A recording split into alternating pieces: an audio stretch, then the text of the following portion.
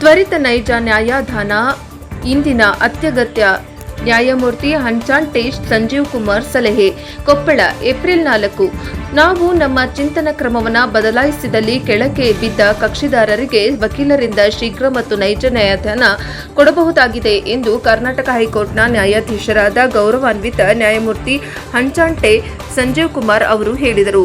ಯಲಬುರ್ಗಾ ಪಟ್ಟಣದಲ್ಲಿ ಏಪ್ರಿಲ್ 4ರಂದು ನೂತನ ನ್ಯಾಯಾಲಯ ಸಂಕೀರ್ಣ ಉದ್ಘಾಟನಾ ಸಮಾರಂಭದ ಘನ ಉಪಸ್ಥಿತಿ ವಹಿಸಿ ಅವರು ಮಾತನಾಡಿದರು.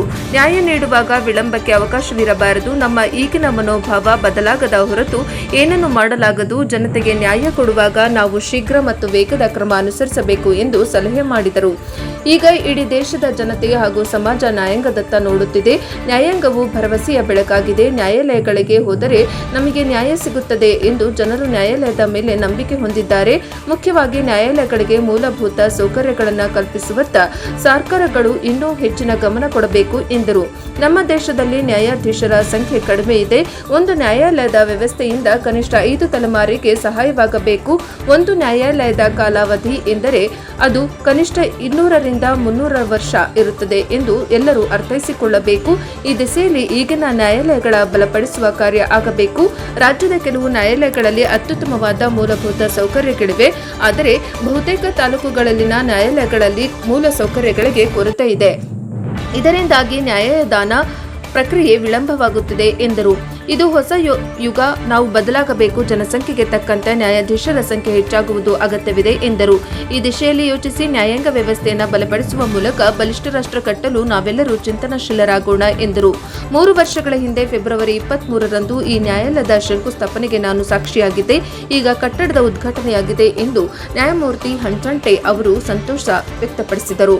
ವಕೀಲರ ಭವನದ ನಿರ್ಮಾಣಕ್ಕೆ ಸಲಹೆ. ಯಲಬುರ್ಗಾದಲ್ಲಿ ನೂತನ ನ್ಯಾಯಾಲಯ ಸಂಕೀರ್ಣ ನಿರ್ಮಾಣವಾಗಿದ್ದು ಜಿಲ್ಲಾ ನ್ಯಾಯಾಂಗಕ್ಕೆ ಹೆಚ್ಚಿನ ಬಲ ಬಂದಂತಾಗಿದೆ ಎಂದ ಹಂಚಾಂಟೆ ಅವರು ಯಲಬುರ್ಗಾ ತಾಲೂಕಿನಲ್ಲಿ ವಕೀಲರ ಭವನ ನಿರ್ಮಾಣ ಹಾಗೂ ಸುಸಜ್ಜಿತ ಗ್ರಂಥಾಲಯ ನಿರ್ಮಾಣವಾಗಬೇಕಿದೆ ಎಂದು ಶಾಸಕರಾದ ಬಸವರಾಜ ರಾಯರೆಡ್ಡಿ ಅವರಿಗೆ ಸಲಹೆ ಮಾಡಿದರು. ಅನ್ನದಾತರಿಗೆ ಜಾಗೃತಿ ಮೂಡಿಸಿ.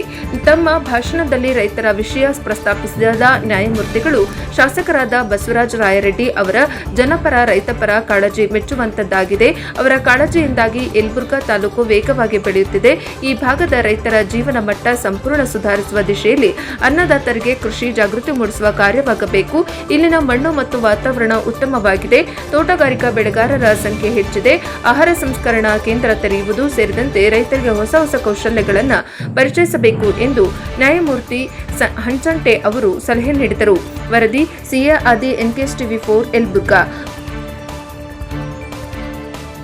ಜಾಗೃತಿ ಮೂಡಿಸಿ ಆಹಾರ ಉತ್ಪಾದನೆಯಲ್ಲಿ ನಾವು ಸ್ವಲ್ಪ ಜಾಸ್ತಿ ಮಾಡಿ, ಹಾಗೆಯೇ ಈ ಭಾಗದಲ್ಲಿ ಆಹಾರ ಸಂಸ್ಕರಣಾ ಕೇಂದ್ರದಲ್ಲಿ ಫುಡ್ ಪ್ರೊಸೆಸಿಂಗ್ ಯೂನಿಟ್ ಅಂತ ಮಾಡಿದರೆ ನಮಗೆ ಹೇಳ್ತಾನೆ, ಗ್ಯಾರಂಟಿ ಕೊಡ್ತಾನೆ. ನಮ್ಮ ರೈತರ ಮತ್ತು ವ್ಯಾಪಾರಸ್ಥರ ಮತ್ತು ಎಲ್ಲ ಜನರ ಬದುಕಿನ ಮಟ್ಟ ಇನ್ನೂ ಜಾಸ್ತಿ ಆಗುತ್ತೆ.